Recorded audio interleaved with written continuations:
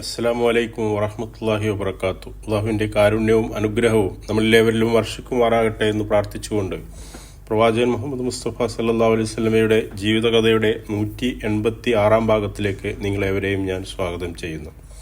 ഇന്ന് പറയാനുള്ളത് കപടവിശ്വാസികൾ 3-ാം ഭാഗമാണ്. അപ്പോൾ ബനുൽ മുസ്തലിക്ക് കഴിഞ്ഞുള്ള മടക്കയാത്രയിൽ സംഭവിച്ച കാര്യങ്ങളാണ് കഴിഞ്ഞ ആഴ്ചകളിൽ പറഞ്ഞുകൊണ്ടിരിക്കുന്നത്. അതുമായി ബന്ധപ്പെട്ട് കപടവിശ്വാസികൾ എടുത്ത നിലപാടുകളും അതിനോടനുബന്ധിച്ച് ഇറങ്ങിയ സൂറത്താണ് പരിശുദ്ധ ഖുർആനിലെ 63-ാമത്തെ അധ്യായമായ സൂറത്തുൽ മുനാഫിഖൂൻ. ആകെ 11 ആയത്തുകളാണ് ഈ സൂറത്തിലുള്ളത്. കപടവിശ്വാസികളെ കുറിച്ച് നേരത്തെ പറഞ്ഞ കാര്യങ്ങൾ ഒന്നുകൂടി ചുരുക്കി പറയുകയാണ്.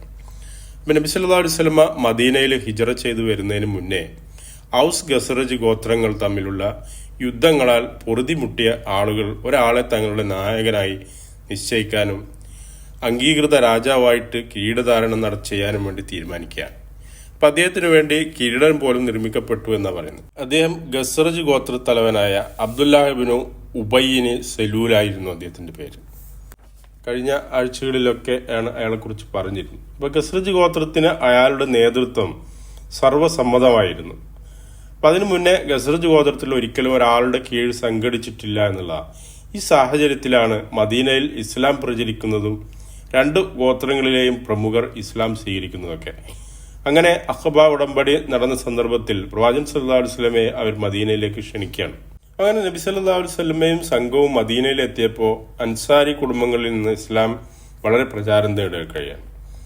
അപ്പം അത് അബ്ദുല്ലാഹിബ്നു ഉബയ്യിൻ്റെ സ്ഥാനാരോഹണവും ഒക്കെ പരിങ്കലാവുകയാണ്. തൻ്റെ നേതൃപദവിയെ രക്ഷിക്കാൻ താൻ സ്വയം മുസ്ലിം ആവുകയല്ലാതെ വേറെ വഴിയില്ലെന്ന് അദ്ദേഹത്തിന് തോന്നുക. അങ്ങനെയാണ് അയാൾ 2 ഗോത്രങ്ങളിലെയും പ്രമുഖർ ഉൾപ്പെടെ തൻ്റെ നിരവധി അനുയായികളോടൊപ്പം ഇസ്ലാം സ്വീകരിക്കുന്നത്. എന്നാൽ അവരുടെ എല്ലാം മനസ്സിൽ വിശ്വാസം ഉണ്ടായിരുന്നില്ല. ഇപ്പം അബ്ദുല്ലാഹിബ്നു ഉബയ്യിന് നബി സല്ലല്ലാഹു അലൈഹി വസല്ലമയോട് പകയാണ് ഉണ്ടായിരുന്നത്. തൻ്റെ രാജസിംഹാസനം തട്ടിത്തെറിപ്പിച്ചത് നബി സല്ലല്ലാഹു അലൈഹി വസല്ലമയാണെന്ന് അയാൾ ധരിക്കുകയാണ്.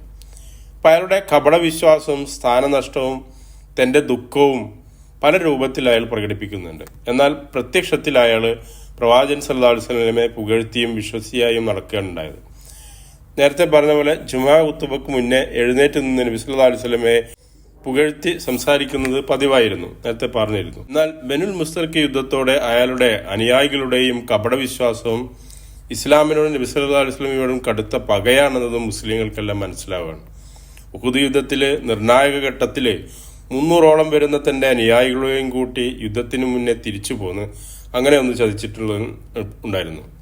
ഈ സംഭവം തന്നെ മദീനയിലെ മുസ്ലിങ്ങൾക്ക് ഇയാൾ കപടവിശ്വാസിയാണെന്ന് ബോധ്യമാക്കുകയാണ് ഉണ്ടായത്. പിന്നീട് അയാൾ ജുമാക്ക് മുന്നേ, അപ്പോൾ ഈ ബനുൽ മുസ്തലിക്ക് യുദ്ധം കഴിഞ്ഞതിന് ശേഷം പിന്നെ അയാൾ ജുമാക്ക് മുന്നേ തൻ്റെ പതിവ് പ്രഭാഷണത്തിനായിട്ട് എഴുന്നേറ്റ് നിന്നപ്പോൾ അയാളുടെ വസ്ത്രം പിടിച്ചു വലിച്ചുകൊണ്ട് ഇരിക്കവിടെ, അതൊന്നും പറയാനുള്ള യോഗ്യത നിനക്കില്ല എന്ന് പറഞ്ഞ് മദീനയിൽ പരസ്യമായി നിന്ദിക്കപ്പെട്ട് ആദ്യ സന്ദർഭമായിരുന്നു അത്. അപ്പം അതിൽ ദേഷ്യം വന്ന അയാൾ പള്ളിയിൽ നിന്ന് ഇറങ്ങിപ്പോവുകയാണ്. അങ്ങനെ ചില അൻസാരികൾ അയാളോട് നബി സല്ലല്ലാഹു അലൈഹി വസല്ലമയോട് ക്ഷമാപണം അറിയിക്കാൻ വേണ്ടി പറഞ്ഞപ്പോൾ എനിക്ക് അയാളോട് ക്ഷമാപണം പറയാൻ മനസ്സില്ല എന്ന് പറഞ്ഞിട്ടാണ് അയാൾ ഇറങ്ങിപ്പോയത്.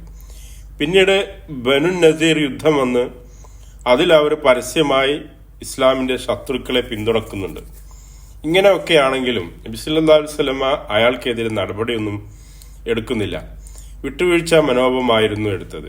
അതിനുള്ള കാരണം പറയുന്നത് കപടവിശ്വാസികളുടെ വലിയൊരു സംഘം അയാളുടെ കൂടെ ഉണ്ടായിരുന്നു. ഔസിലെയും ഖസ്റജിലെയും ഒരുപാട് പ്രമാണിമാർ അയാളെ പിന്തുണക്കുന്നുമുണ്ടായിരുന്നു. ഈ സാഹചര്യത്തിൽ മറ്റു ശത്രുക്കളോട് പെരുമാറുന്ന പോലെ ഇസ്ലാമിന് അകത്തുള്ള ശത്രുക്കളോട് അല്ലെങ്കിൽ കപടവിശ്വാസികളോട് പെരുമാറുന്നതും സംഘട്ടനത്തിന് ഏർപ്പെടുന്നതും നല്ലതായിരിക്കില്ല എന്നുള്ളതാണ്. കൂടാതെ അവർ പരസ്യമായി ഇസ്ലാമിനെ എതിർക്കാനൊന്നും ശത്രുക്കളെ സഹായിക്കാനോ നിന്നിട്ടില്ല.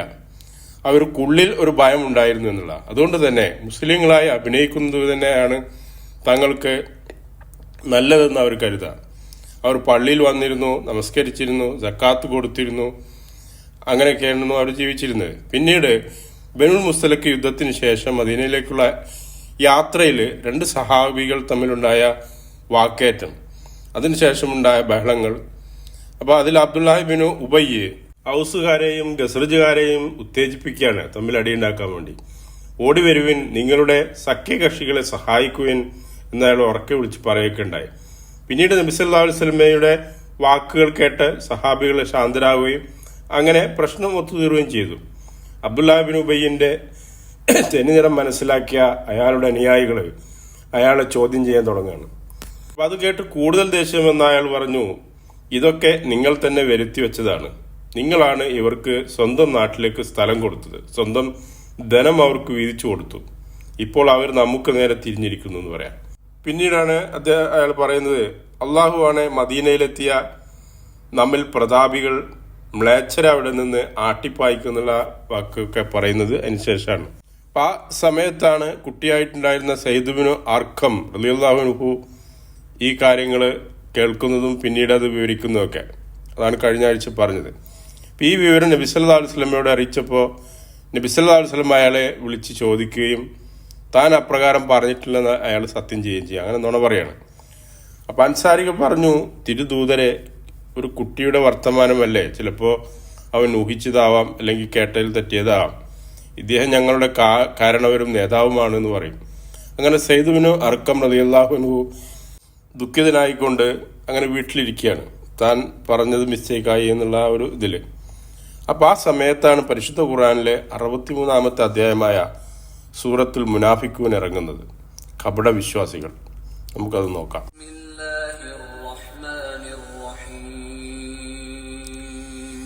പരമകാരുണികനും ദയാപരനുമായ അല്ലാഹുവിന്റെ നാമത്തിൽ.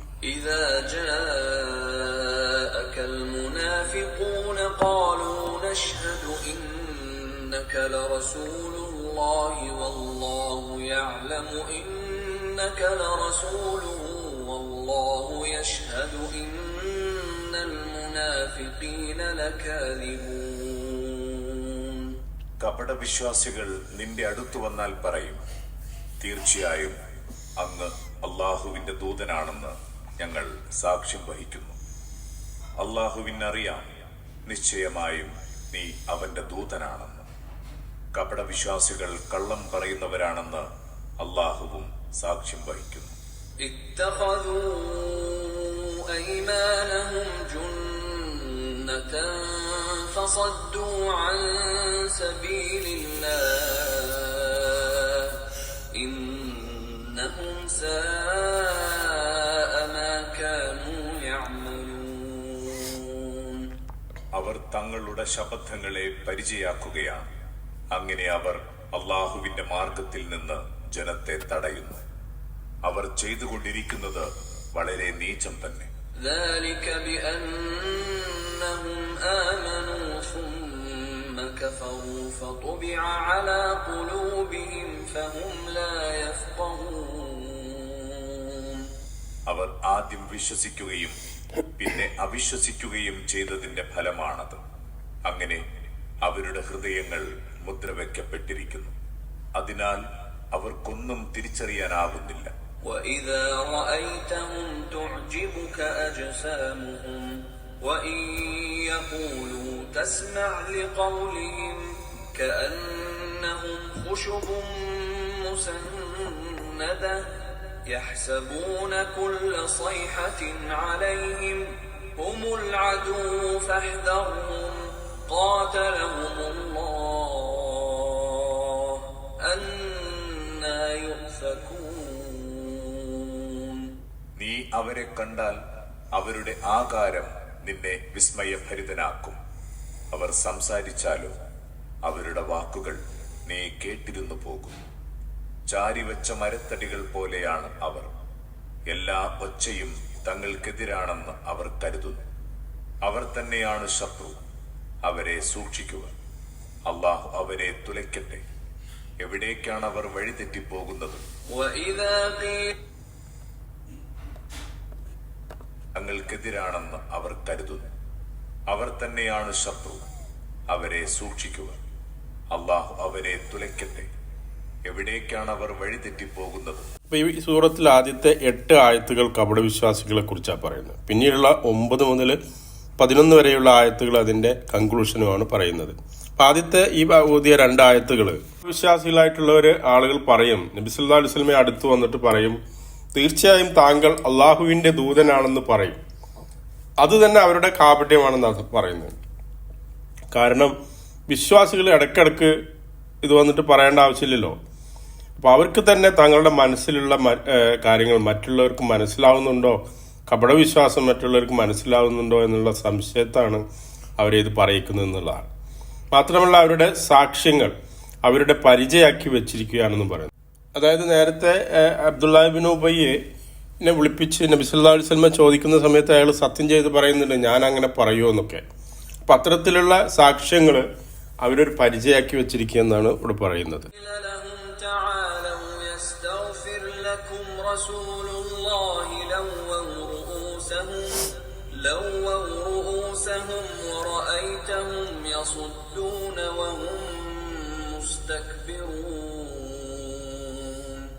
വരിക, ദൈവദൂതൻ നിങ്ങളുടെ പാപമോചനത്തിനായി പ്രാർത്ഥിച്ചുകൊള്ളുമെന്ന് പറഞ്ഞാൽ അവർ തങ്ങളുടെ തല തിരിച്ചു കളയും. അഹങ്കാരപൂർവം അവർ വരാൻ വിസമ്മതിക്കുന്നതായി നിനക്ക് കാണാം. അപ്പൊ അവർ സദാസമയത്തും അവർക്ക് മറ്റുള്ളവർ തങ്ങളെ തിരിച്ചറിയുന്നുണ്ടോ എന്നൊരു ഭയം അവർക്കുണ്ടായിരുന്നു. പിന്നീട് പറയുന്നത് അവര് ശത്രുക്കളാണ്, അതുകൊണ്ട് തന്നെ അവരെ ശ്രദ്ധിക്കണം എന്നുള്ളതാണ്.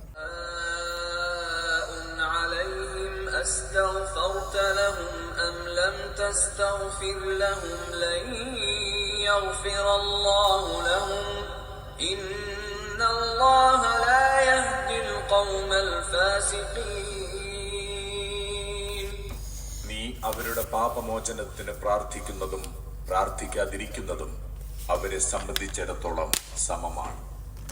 അള്ളാഹു അവർക്ക് പുറത്തു കൊടുക്കുകയില്ല. അധർമ്മികളായ ജനത്തെ അള്ളാഹു നേർവഴിയിലാക്കുകയില്ല, തീർച്ച.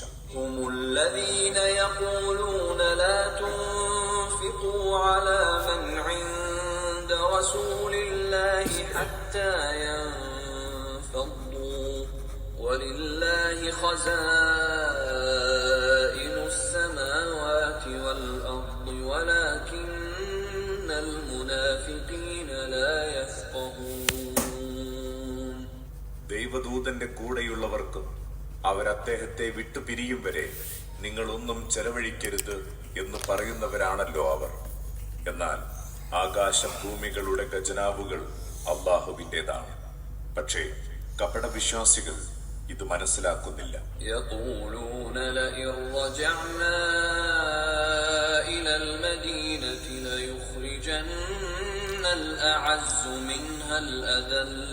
ولله العزة ولرسوله وللمؤمنين ولكن المنافقين لا يعلمون. അവർ പറയുന്നു, ഞങ്ങൾ മദീനയിൽ തിരിച്ചെത്തിയാൽ അവിടെ നിന്ന് പ്രതാപികൾ പതിതരെ പുറം തള്ളുക തന്നെ ചെയ്യും. എന്നാൽ പ്രതാപമൊക്കെയും അള്ളാഹുവിനും അവന്റെ ദൂതനും സത്യവിശ്വാസികൾക്കുമാണ്. പക്ഷേ കപടവിശ്വാസികൾ അതറിയുന്നില്ല.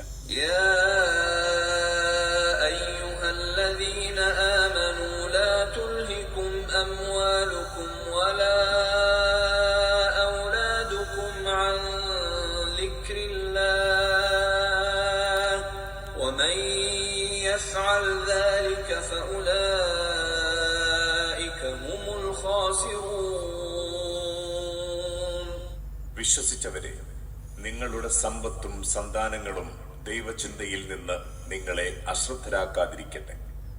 ആർ അങ്ങനെ ചെയ്യുന്നുവോ അവരത്രേ നഷ്ടം പറ്റിയവർ.